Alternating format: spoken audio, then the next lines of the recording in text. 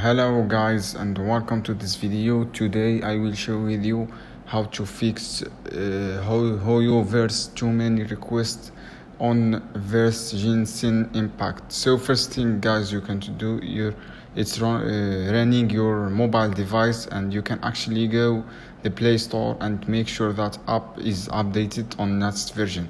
And it's not updated the last version guys, you just tap updates, and the first thing you can do and check the internet connection guys, and you should have a good and stable internet connection.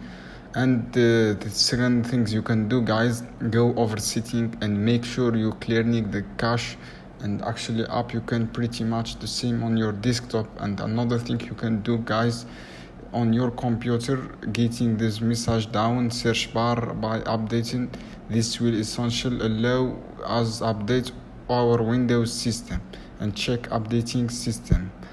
Guys, I hope this video helpful for you, and then subscribe to my channel, like this video, share. And the last thing you can do guys, you can change region. If you have changed your region recently trying to play the game and getting error by using VPN.